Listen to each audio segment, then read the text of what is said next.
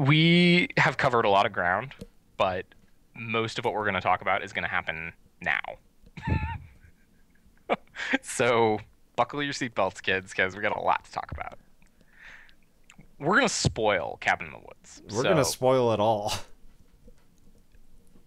I beg of you, listeners, I plead, please turn off the podcast if you've not seen Cabin in the Woods and go see it. And then listen to this afterwards. You will thank me. I don't think if someone had spoiled it for me, there would have been so much that I had not, like, I could have been like, I think I know what I'm walking into, but I don't think I possibly could have known everything that was about to happen. No, because we're both. I assume the same thing happened to you because we're both fans of Joss Whedon. Because we're both. And I'm a fan of this genre. I was able to figure it out as it was happening quickly. Yeah. But Yeah. whoa, what is happening? Right. You keep up with it, but it's not anything. It still wasn't even close to what I was expecting after I saw the trailer, which totally modified my expectations. Yes. So go see the movie. Go see it. Or wait till it comes out. Like, just don't listen to the rest of this podcast. Wait till it comes out, see it, and then listen to And then us. forget about this podcast. So that's just our warning. We're going to spoil Cabin in the Woods, and we're also going to talk about it in depth. Yeah. I think we have plenty to say. So since we have a lot to say about it, and Sean and I have a tendency to get off on random tangents, we're going to kind of structure Cabin in the Woods a little bit.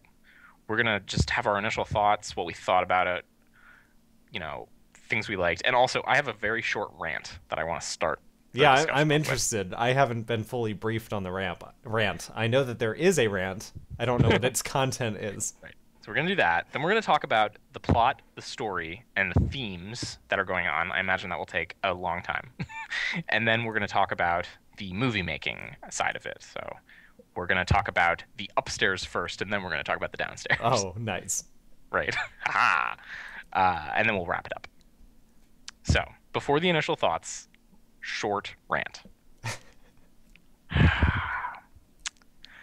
The trailer ruined parts of this movie. Ruined. Wait, that's your rant? Yes. That happens with every trailer. But Joss had so much creative control over this. He had to have had control over what was going to go in the trailer. And the specific thing. I mean, the trailer. Two things. One, they should not have included the bird shot because that was a really cool reveal in the movie. Yes. And I was like, oh, here it happens. It's happening now. Here we go. Yep. Two, they had. I need the characters up because I'll forget their names. Dana, Kurt, Jules, Marty, Holden. They had Marty and Dana at the elevator. That was included in the trailer. Like, I think I can make it go down. Do we want it to go down? Right? Okay, yeah. We are led to believe that Marty is Died. killed by a Buckner. Before we see that. Way before that. And then my mind starts going like, okay, so Jules is dead. Marty's dead. Things are happening really quickly, and we're about like 40 minutes in the movie, and I know it's like an hour and a half long movie. So maybe they're gonna kill everybody, and this is like the whole twist is that, and I was thinking of the movie poster, and it's like, oh yeah, and the house is like it's the same house, and it like twists around like a Rubik's cube. So maybe like maybe they all die, and then they keep coming back, and then Marty will be back, and the way what happens is that they bust out of it by finding the elevator. I'm like, my mind is going like a million miles an hour, and then as we get like closer and closer, I'm like, they're not all dead. They're not all dead. Where's I'm like, Marty's not dead. He's not dead. And then it took all of the tension out of the awesome party scene downstairs because I'm like, Marty's not dead. I knew it. I knew what was going to happen. I'm like, Marty's not dead. They're going to tell him Marty's not dead. Trailers ruin movies, dude. This really ruined it for me, though. I'm like, that was supposed to be awesome. I'm gonna ruin the gray right now because the trailer ruins the gray. You spend the whole movie running away from the wolves, and if you watch the trailer, you see Liam Neeson walk right into the wolf den. And if you're watching the movie and you don't see the wolf den scene and you get like 90 minutes in, where do you think the wolf den scene is going to be? Like the trailer just completely gave away the end of that movie. This I thought was particularly egregious. That's bad for the Grey. I didn't know that, and I didn't end up seeing the Grey, even though you highly recommended it. I'm sorry. It's all right. But that's my rant. Is that trailer? I try to avoid trailers. I try to avoid, like, when I'm watching a show on TV and it says next week, I turn that off. Oh, American Horror Story was really bad about that. Because they wanted to show you the cool stuff, and the cool stuff was all the stuff that would spoil you. Mad Men is one of the only shows that when they do a next week, it's like 20 random lines that mean absolutely nothing. It's like, you should have told me that. And then, like, a woman is like, I can't believe he said that. And then, like, it's just like, it makes no difference. It doesn't ruin anything. I just feel like when they were making this trailer, they wanted to do two things. They wanted to, one, open with that great song and make it feel like a teen movie. Okay. And then smash to the horror stuff. So you're like, okay, it's a teen horror movie. And two, they wanted to tease but not give away the downstairs stuff. They showed you that there is a Deus Ex Machina going on. Right. They wanted to like let you know, there's something going on here, but we're not going to tell you. But there is. And then they didn't see the forest for the trees. They were so focused on that. And they wanted to like, well, we got to end on something that's like, that we can do montagey stuff with that, with an alarm going off that we can, sync the cuts up to. Let's just have it be the elevator thing. And then they didn't think, oh, but when someone actually watches the movie, that's going to spoil that. And then we know also that, and this is critical to the plot, the order that people die in is important. Right. And now while I was watching it, and as I had this, dawning sense of, oh no, Marty's still alive, I wanted to go back in time and unwatch the trailer. Well, somehow maybe it's because I only saw it once. I managed to forget that detail, so I was okay. I watched that trailer. I've watched it probably a dozen times because frequently when it came up as an ad on YouTube, I would watch it because I liked it. Because you liked it. Yeah, there are some. YouTube needs to fix this. There's something wrong with their code. They're just being lazy on this. For movie trailers, the MPAA thing, I've mentioned this before, is 5 seconds long. That's how long you have before you can skip an ad. Yes, so anytime it's a movie trailer, you can click skip before it even starts. Makes no sense. They should make that 10 seconds for movie trailers. Don't encourage that. Okay. So, did you like it? Before we get to the story, did you like the movie? Yeah. I liked it a whole hell of a lot. I loved it. So there's several movies that I am excited to see this year. This one, Mm-hmm. The Avengers, Dark Knight Rises, Right. the Lincoln movie that Spielberg did. Oh, not the vampire killer? I'll see that, but I'm not as. We saw the trailer for it before Cabin in the Woods, and I can't like put it into words what that movie makes me feel. It's so weird. Makes me feel feelings for sure. Those movies are the movies I'm excited for. So this one, and then the movies on my calendar are Avengers, Dark Knight Rises, Lincoln. I would be hard pressed to say with certainty that I will enjoy any of those subsequent movies as much as I enjoyed Cabin in the Woods. I think that is quite possible for me too. They might be better. I saw a review that said that this movie does way more for voyeurism than the one that everyone's talking about right now, which is The Hunger Games. Right. Because it speaks so much more to our voyeurism. We'll get there when we talk about themes, but I have a lot of thoughts about that. And I also intentionally I have not read a review of Cabin in the Woods yet. Although I'm told that there was a great review in Slate that didn't spoil the movie, that went out of its way not to spoil the movie, but still reviewed it, which I think is Most interesting. of the reviews that I looked at didn't spoil anything that you couldn't get from the trailer or commercial. Yeah. So I really liked it, and just one of my gut reactions, initial thoughts was this reminded me in its comedy, in the style, in the story, and in the acting. It reminded me a lot of another one of my favorite horror movies from the past couple of years, and that's Drag Me to Hell. Yeah, yeah, totally. This even Jules, Anna Hutchinson, she looks a lot like the main character from Drag Me to Hell. Yeah, I think Uh, Sam Raimi had a very similar idea of like a horror deconstruction with that yes, movie. yeah, it's that is both of these movies did this, but in different ways. And this one, I would say, is much. Whereas Drag Me to Hell was a satire, this is a deconstruction, and this is also, I would like an angry letter to a. This is an angry letter from Joss Whedon to the entire horror business that you're doing it wrong and I hate you and you treat your audience like crap and I'm gonna make a movie about it. So, okay, so we open with two guys that look like they're out of like Mad Men, 1950s. They got the little skinny black ties and uh, they're getting coffee from a coffee machine that looks like it's out of 1957. That takes coins. What takes coins anymore? Like is one of those coffee machines. I've never even. Have you ever seen one of these in real life? The ones where it like drops the cup and then the No, coffee comes out. I've no. never seen that before.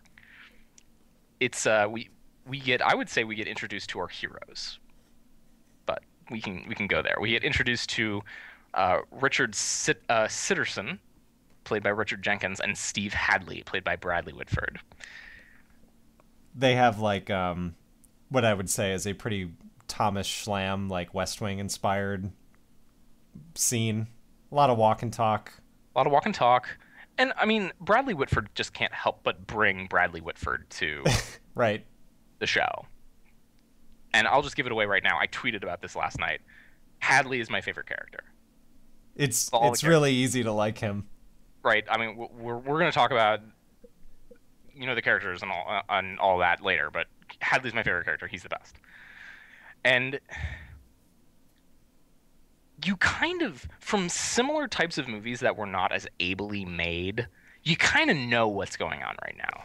You know? I think I knew what was going on from the animation that started the movie. Before we even saw them, there was That's true. Yeah, yeah, we should back there's up. an animation that shows images that look like things of ritual sacrifice. Yes. And as soon as I saw that, and Alicia said the same thing, we were like, oh, okay. That triggered something in my mind too. Like I didn't like say it out loud. I didn't like figure out the rest of the movie, but I was like, I see now exactly what they're doing. Yes. We get to them and it's they what's a good way to describe it? They look like they are technicians at a nuclear power plant, you know? Yeah. Like something important is happening, but they're just kind of cogs in the Yeah. machine. Yeah. They're Yeah. not, maybe they're important, maybe they're managers, but yeah, they're drinking coffee, they're talking about their wives. And it's like, yeah, lady. Also, now I'll save it for the character part. I just need to write this down because I'll forget it if I don't write it down. Yeah, they give an indication that they are one team, like competing perhaps with other teams around the world. There's like something going on globally. They mentioned Japan and Stockholm. That's the only ones Yeah. we hear. Yeah, it's like, blah blah blah, and then it really really yeah. I want to hammer home this point that it's like a nuclear power plant because they're talking to this other person who works in chem, and if I'm assuming everyone has seen this at this point, because if you haven't, shame on you. You you get the feeling like there's something going on, but what is it? How is chemicals and electrical involved in this? Like, how is this related? Like, what are you all working toward? And then they're talking to this woman from Chem, and they're like, they mention how like, oh, the Japanese have a 100% track record, and we haven't had a problem since 1998. And oh, wasn't that in Chem? Oh, I'm driving away in my little golf. Bradley Whitford cracks a joke, which I can't remember, but it was funny.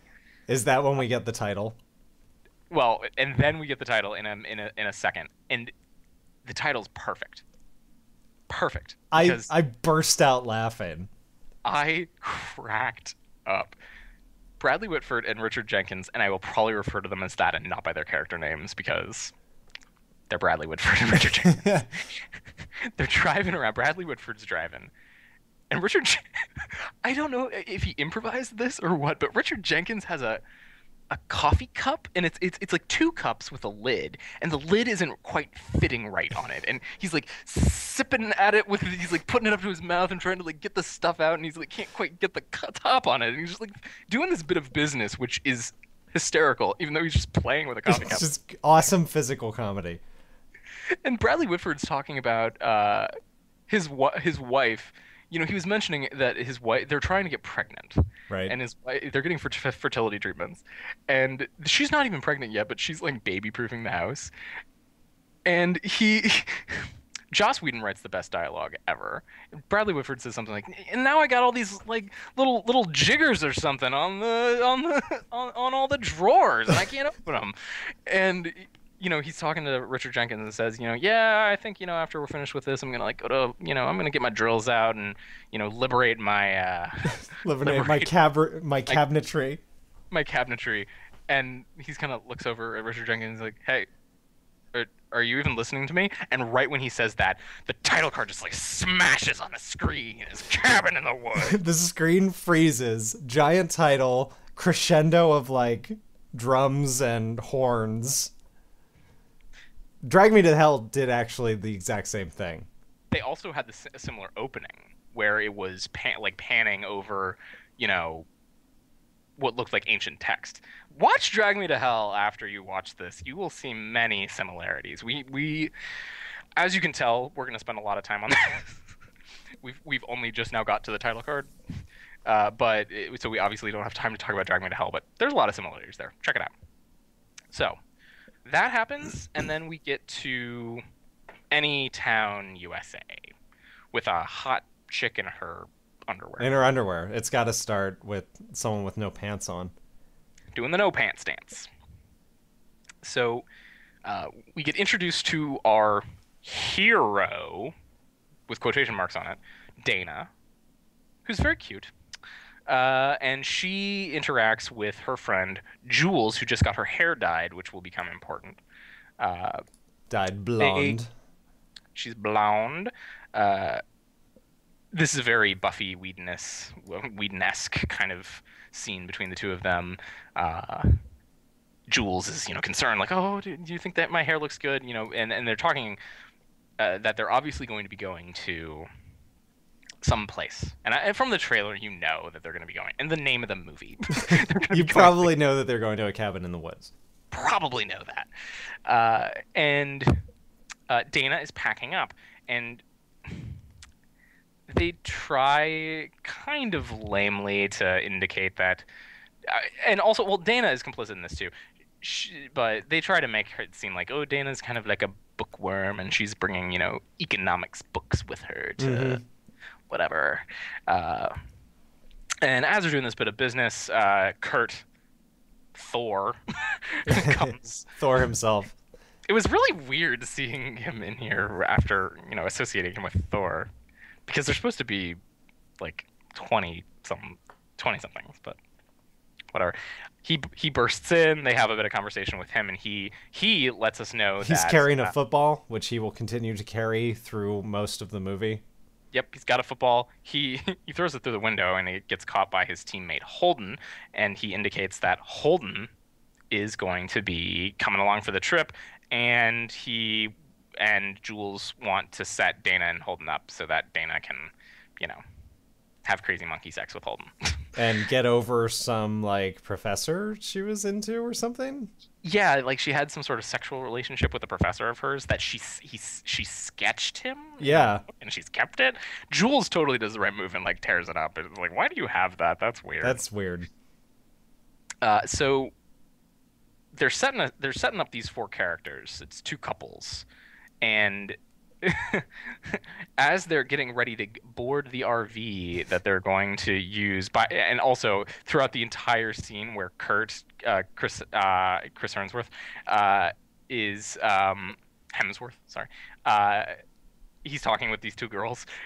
The camera is all doing like close-up shots, and everything is above their waist. Oh yeah. And when he leaves, Jules is left and he leaves. He says, "Oh, by the way, Dana, you don't have any pants on." Wide shot, and she's like, "Oh my God, I don't have any pants." And it was great because even I had forgotten by that point that she was not wearing pants. Exactly. So they're about to get ready to go, but we get our last character introduced. We need a fifth wheel. We need a fifth wheel. We need Marty. We need Marty. Marty, the second best character in the entire movie.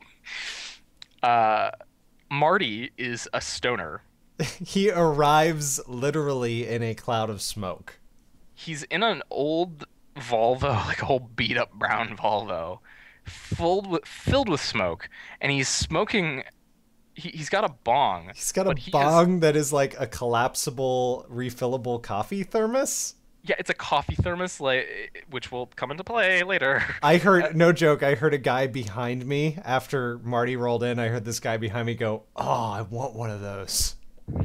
It is brilliant because he comes out, and it kind of looks like, oh, he took a coffee thermos and attached a pipe to it or something, and then he scrunches it up and takes the piece. I don't know how long. The thing that you put the pot in, and takes that out of the bottom. I know there's a name for it, but I can't think of what it's called. And that's actually part of the handle, and it's like, oh, it's just a coffee cup. It's genius. It's genius. For the stoner hiding in plain sight.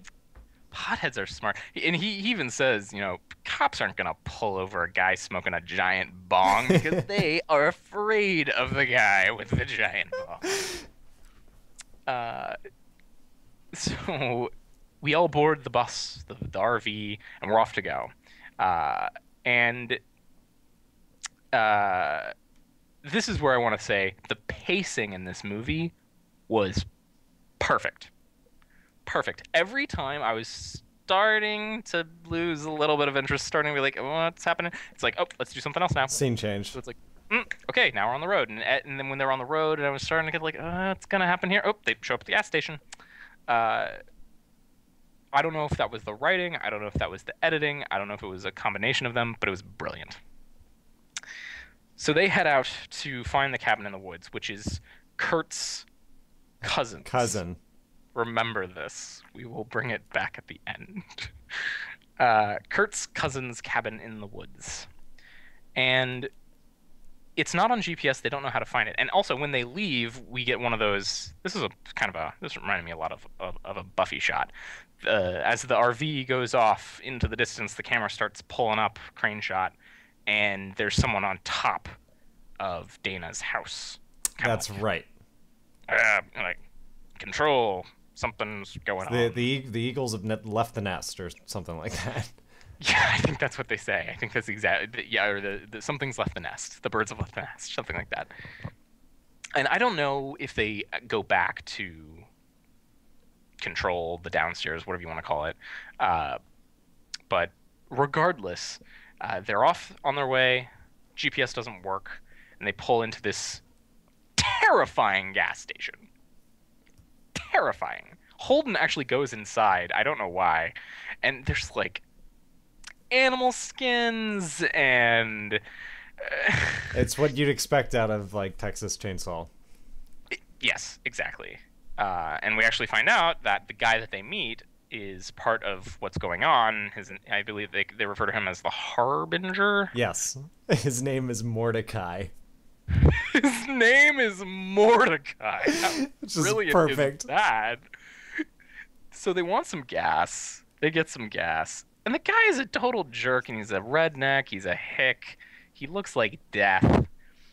He's he's got chew that he's spitting around, and he basically indicates, oh yeah, you're going up to what prop? I don't. Does he refer to it as He the calls it the Buckner? the Buckners. Yeah. The Buckner? Okay.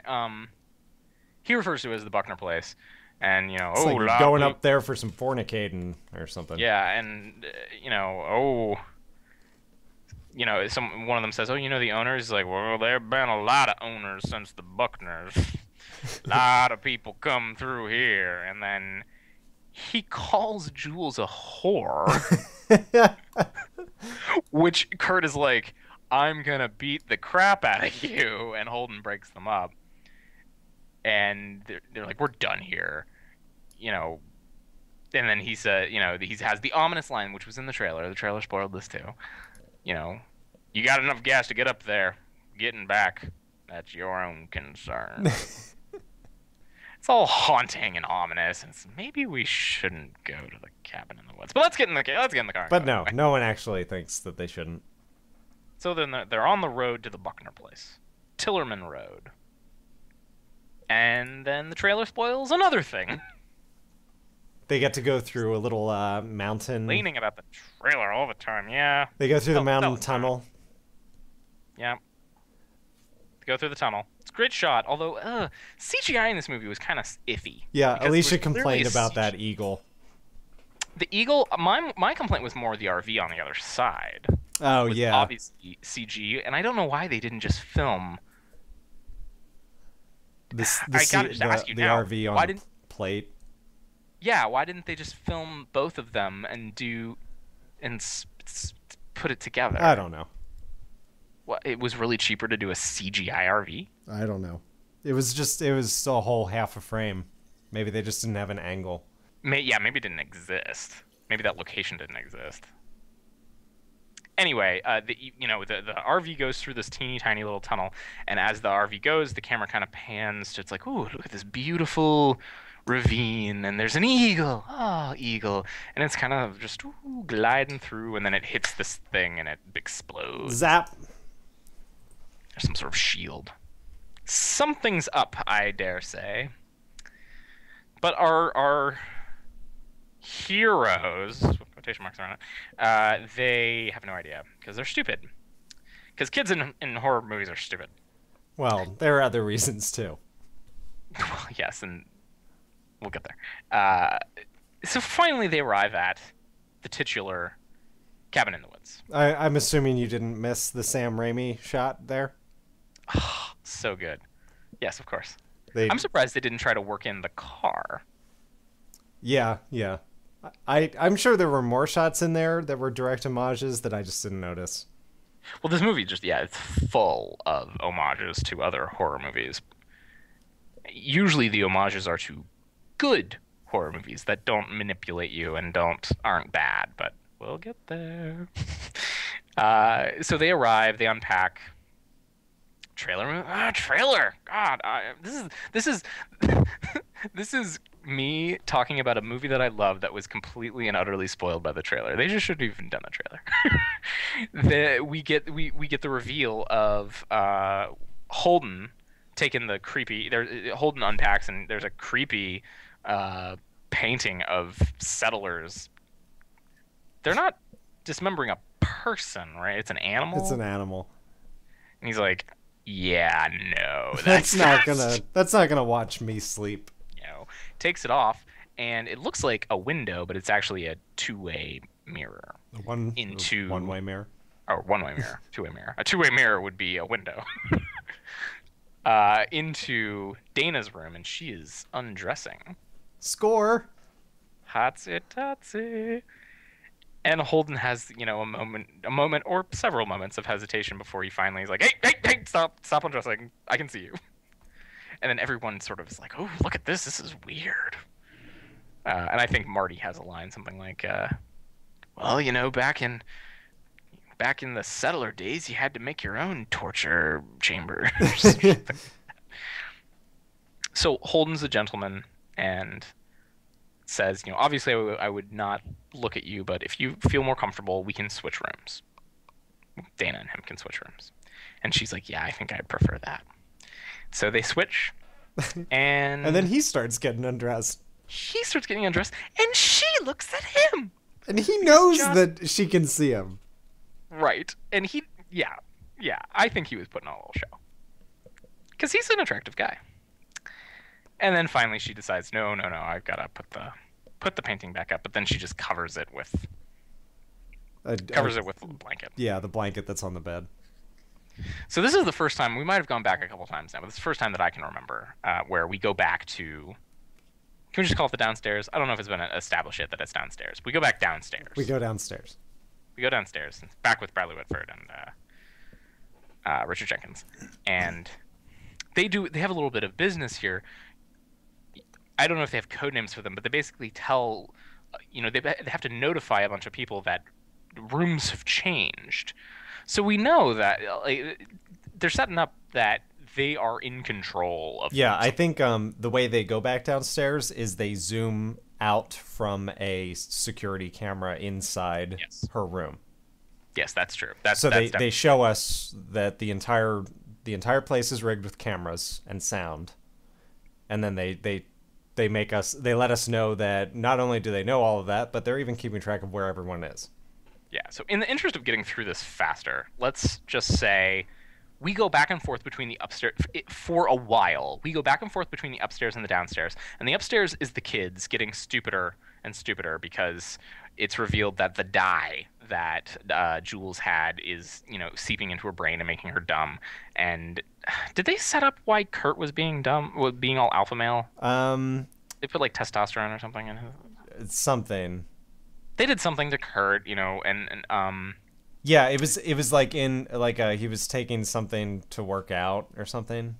Yeah, I can't really remember, but he's turning into like a real alpha male, kind of like. Yeah, and it is, and we've already seen that is different from his actual personality, because in his introduction scene, he starts talking about like these economic books or something with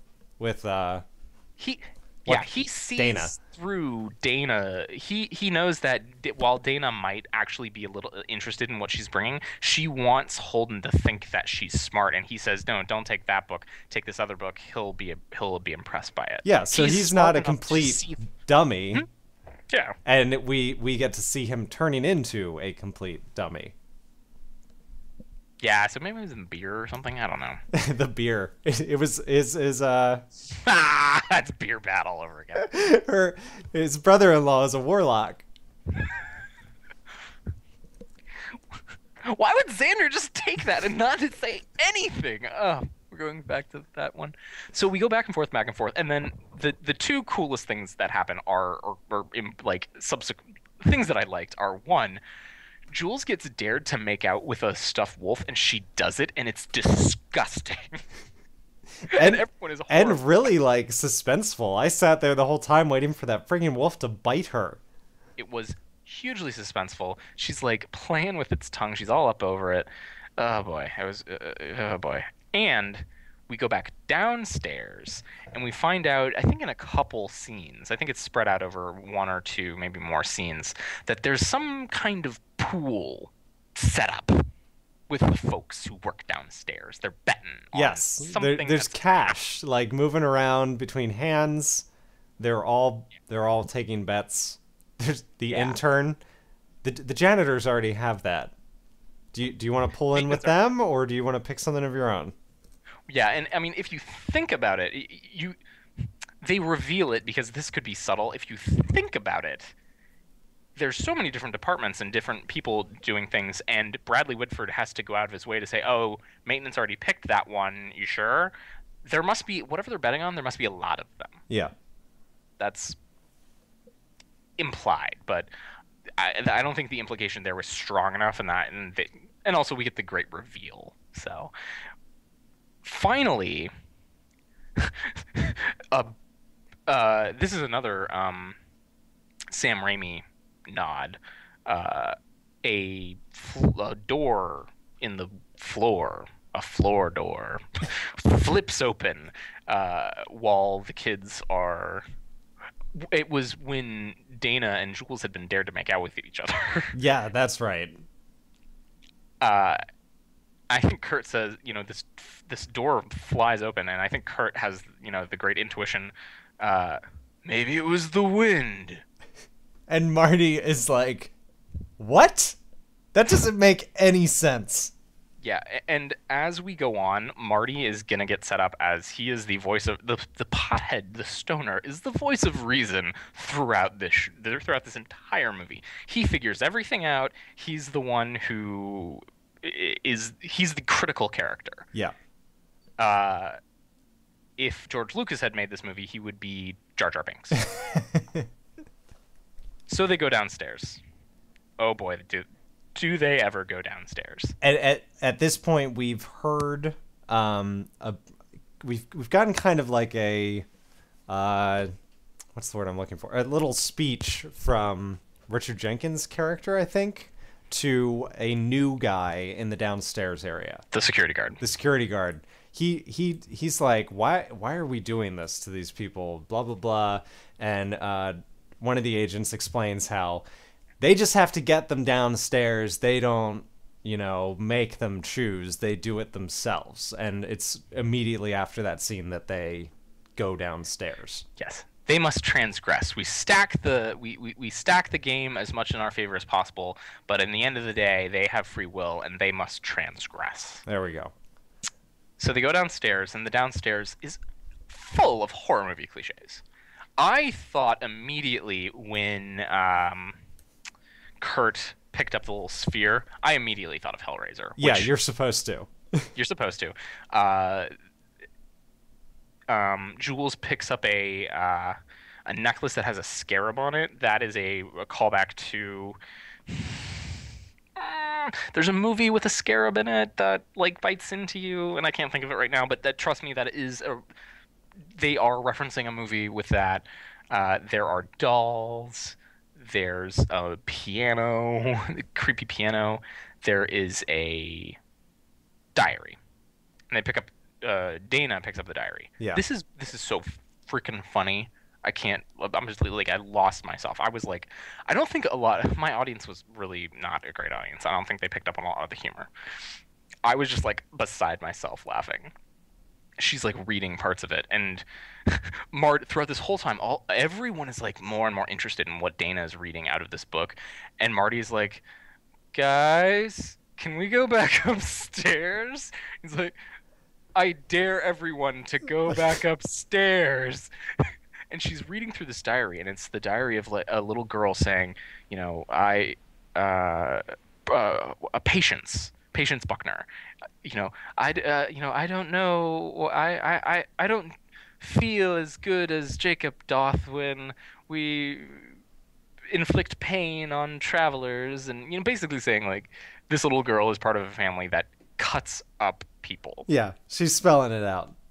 The Black Room, and eventually she says, "Oh, dearest diary, I hope that you can read and understand this. My arm has been cut off, and I'm using my wrong hand." And then there's Latin in it, and then Marty's like, "For God's sake, do not read the Latin." He says, "Okay, I'm drawing a line in the sand. Don't read the Latin." Well, she reads the Latin, and immediately zombies come out of the ground, and we go right downstairs. The zombies come up, and we go back downstairs, and everyone is in the room, and there's cheering and oh, and it's the Buckners, and we see they've got a whiteboard set up, and it's got basically every major horror movie genre written on it. Yeah, I wish I had a screen grab of it.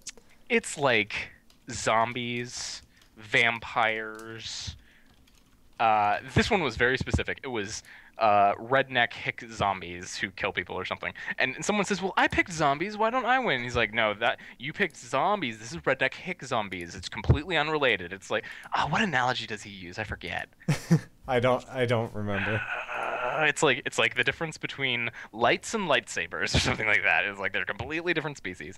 Uh, All right, and I've got at least a blurry picture I can put in the info. It's got things like Sugar Plum Fairy, unicorn, dis unicorn. yeah, unicorn, the Doctors. I wonder what they are. We see them Twins. at the end. We see the doctors at the Oh, end. giant twins is one. Oh, and this one is an Evil Dead reference.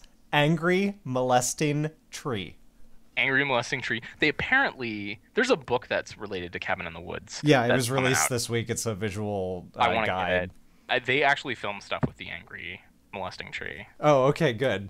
I think it comes out of the elevator at the end. I think you see a little bit of the tree. Uh,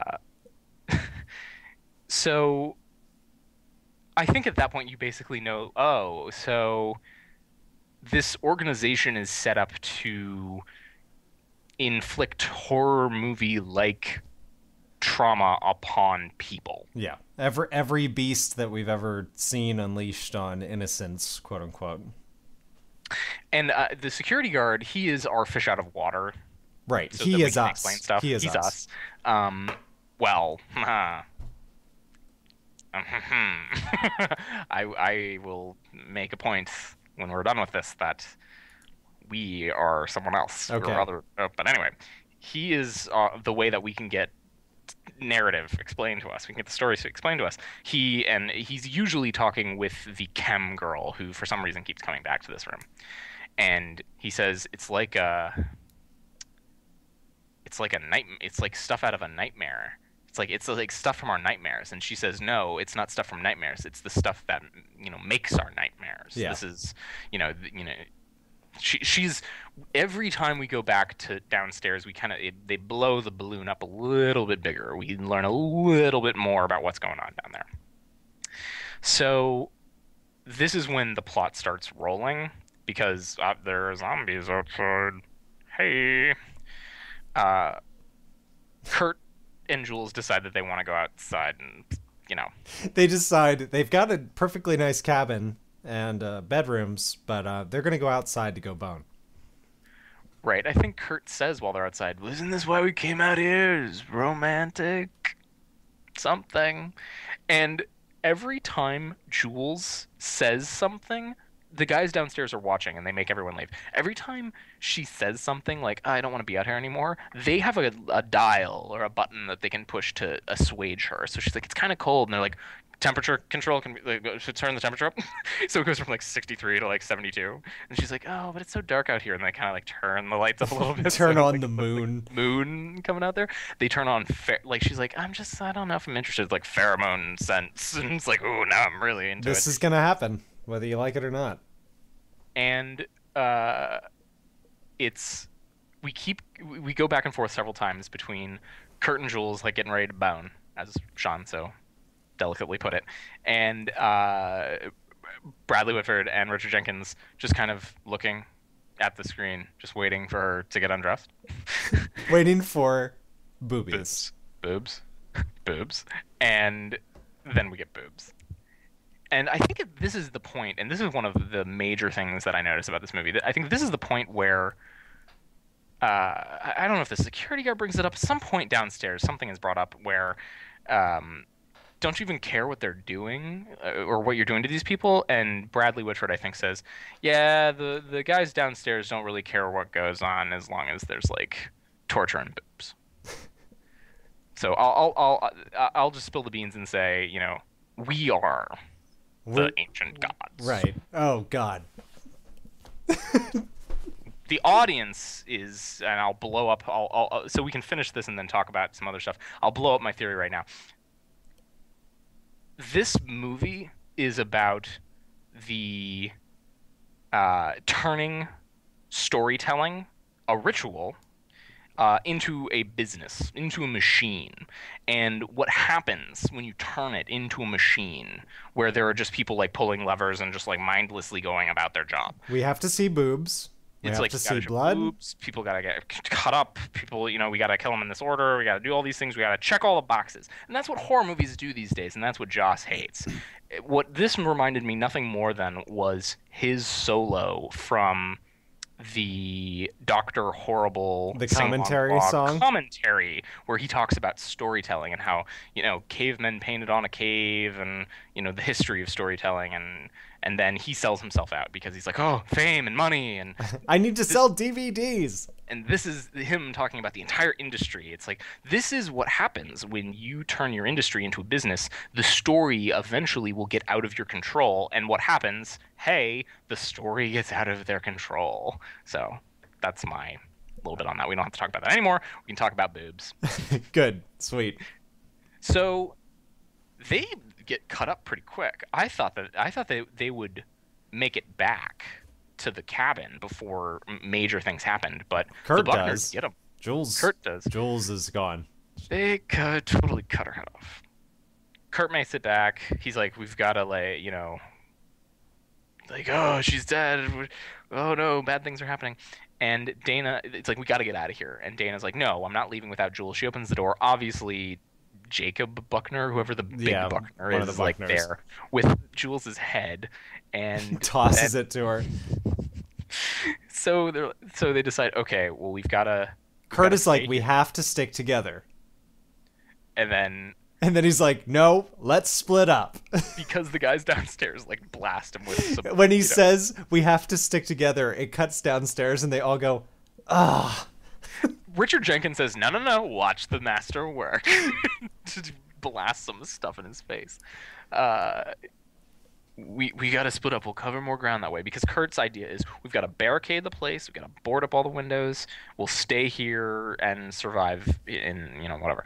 It's like, no, let's split up. And when they split up, they all go to different rooms and they lock them in the rooms. And Bradley Whitford and Richard Jenkins are like, boom, we got this. Right, they're trapped We're- now. They're trapped. Buckners are going to Knock them off one at a time. I don't know when this happens specifically, but at some point during this, we we get teased early on with what's happening in Japan. Yeah, that's right. We get to see it on a monitor. It's a schoolroom with Just little girls.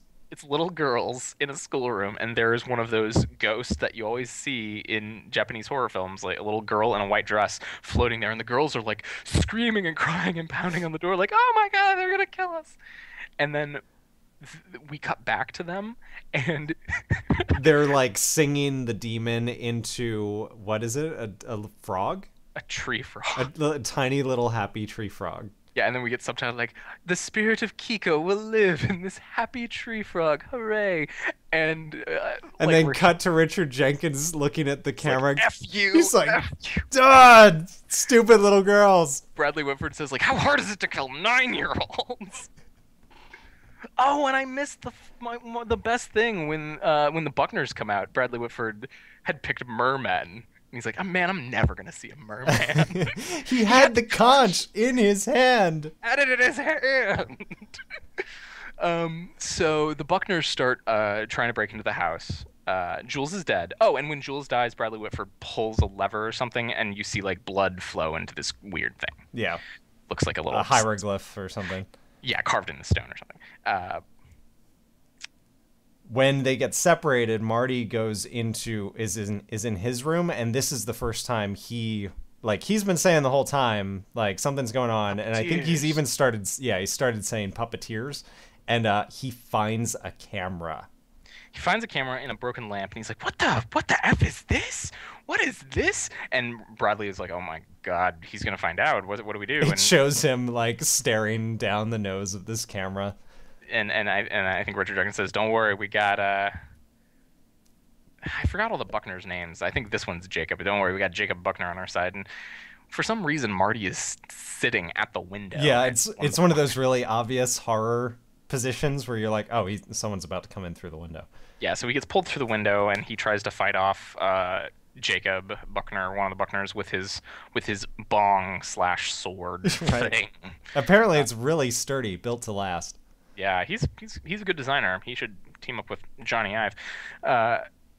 He gets pulled off into the forest, and he gets owned. So we think. Yeah. And Bradley pulls the thing for that guy.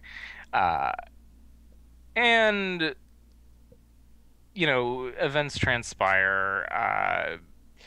Holden and Dana make it into the basement. They think that they've killed the big Buckner, the dad, and then eventually they get to the RV and they leave. And well, we find out that the With Kurt. with Kurt. Kurt was also down there. They try to get out of there, and it turns out this is one of the most suspenseful parts of the movie. I thought the bridge was supposed to be out, but the like pyrotechnic team or It wasn't our fault. the demolition team like didn't We couldn't never got the message. right. And Richard Jenkins has to like run through that facility to get to the demo team. And I thought that was really suspenseful. I thought it was more suspenseful than some of the stuff with the kids. Yeah, I think your point that those two are the heroes adds to. I mean, he's trying to fix a scenario that only has one possible outcome, and Right. it's really tense. It is really, really tense. Also, when Jules dies, they say like Richard Jenkins says a little prayer and kisses a thing. We know that something's going on with these guys. They're not just like maniacs, right? They're not the guy from Saw just killing people and watching them die for the sake of killing them and watching them die.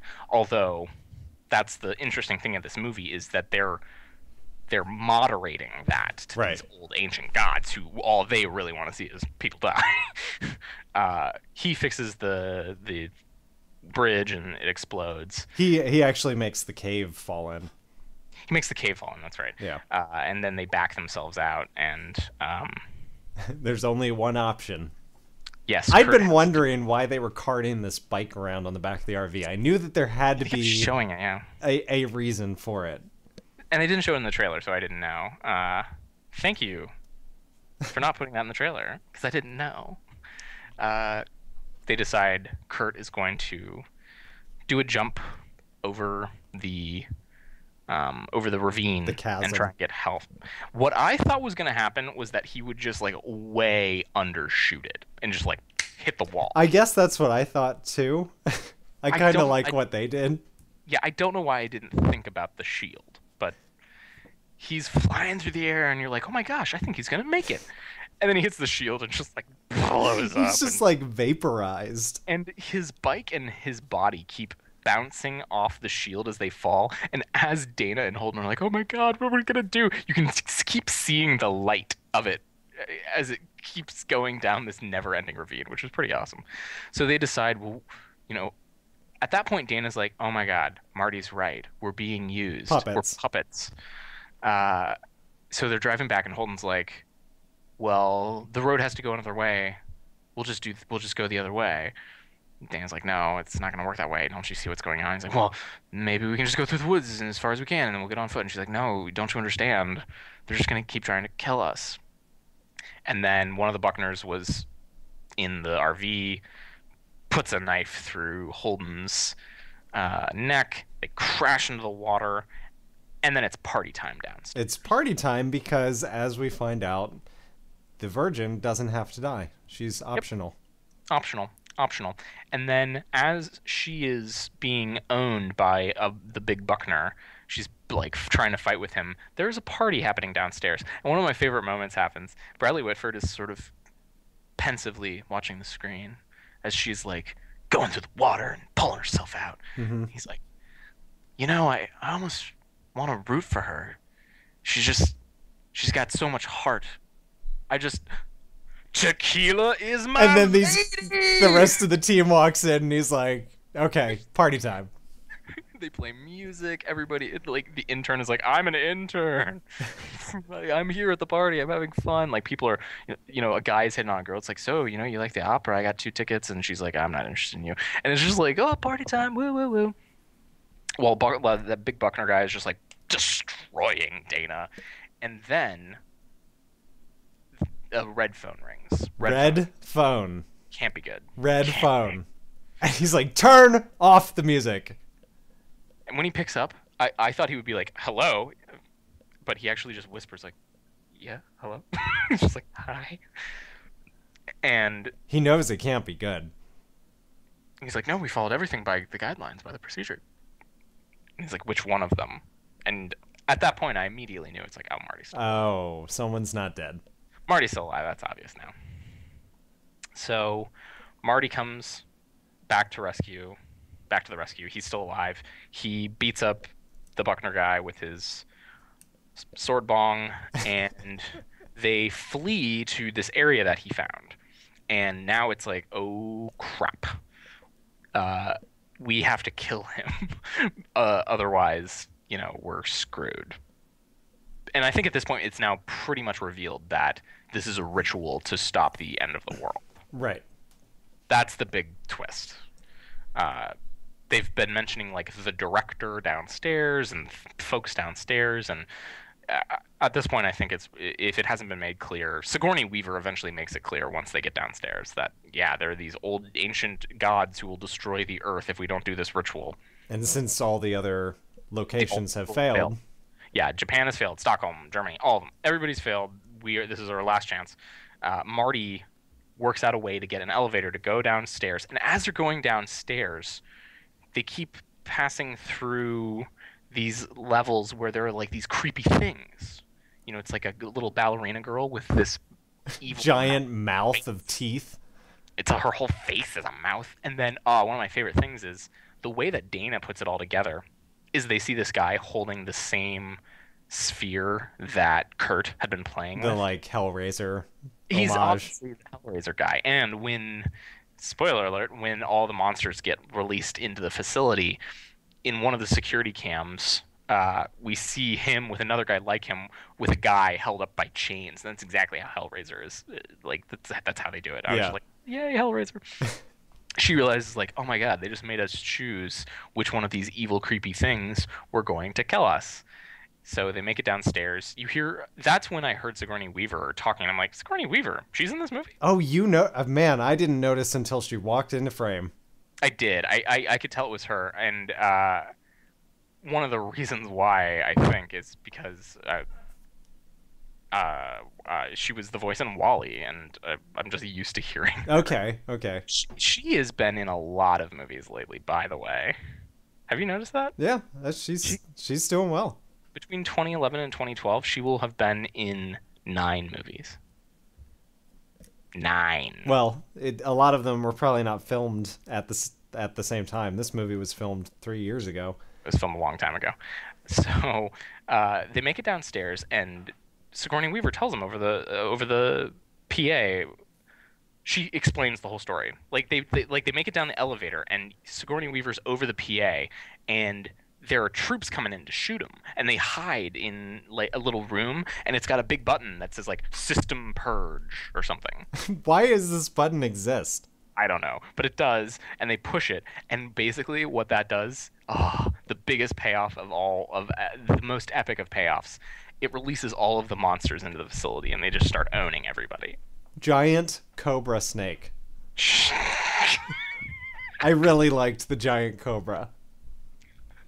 I like the guys with the mask. Eventually, you see security cam footage of like all the chaos happening. There are all these guys in the mask that are supposed to be like the movie The Strangers. Yeah, It's like a German movie. It's like that. They've like got a bunch of people and they're like pouring gasoline on them to light them on fire. There's like doctors who are like gonna cut people up. There's the Hellraiser guy. There's a werewolf. Long story short, everybody gets owned, and the monsters make it to the control room, and the security guard, blows up a grenade to like try and save everybody. They're trying to like get down into the deep down part of the facility. Richard Jenkins is trying to hack into it, and after the thing goes off, Bradley Whitford is kind of like dazed, and he's like sitting near a control panel, and there's smoke and haze, and it's starting to clear. And what does he see but a merman? He just goes, "Oh, come on!"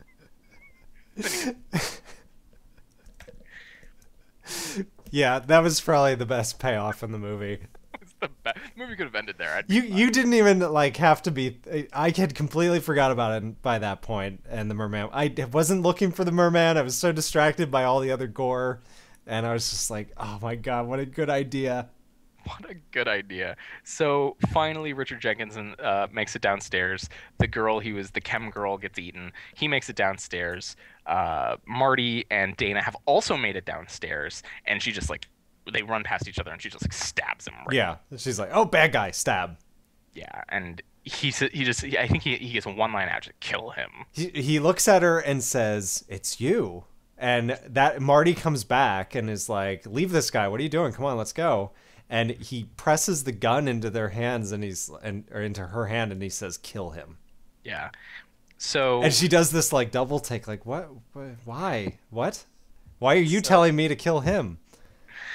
so they finally make it downstairs where we see all of those big stone carvings where the blood was going to, and Sigourney Weaver is down there. The director was down there.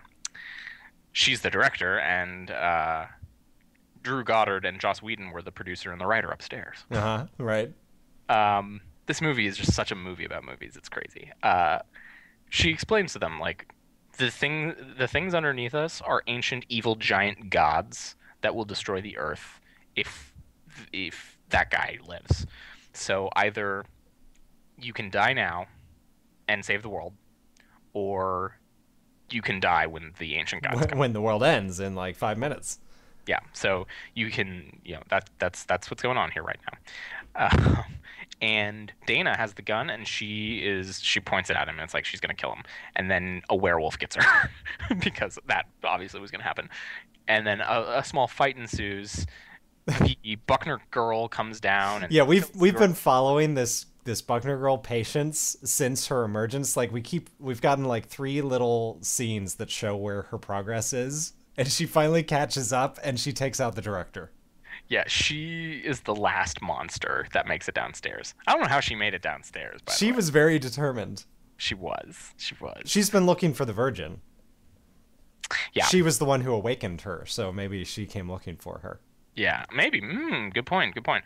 Well, anyway, she kills Sigourney Weaver. They get thrown off the edge, and Marty and Dana's all jacked up because she got bit by a vampire, by a werewolf.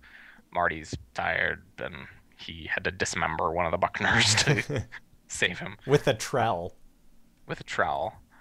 Uh, that's how they get saved from the first security guard. One of the Buckner zombies' hand is still alive, and it grabs the security guard. And when they leave, after they've stolen the gun off the guy, Marty says, "Thanks, zombie hand."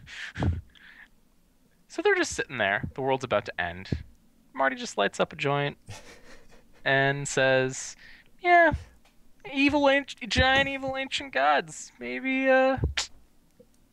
it's their time now." Maybe it's just we're done. It's the end of our time. Yeah, it's like, sorry, sorry I thought about shooting you in the head. It's like, it's okay. Sorry I let that werewolf, try and kill you. It's okay.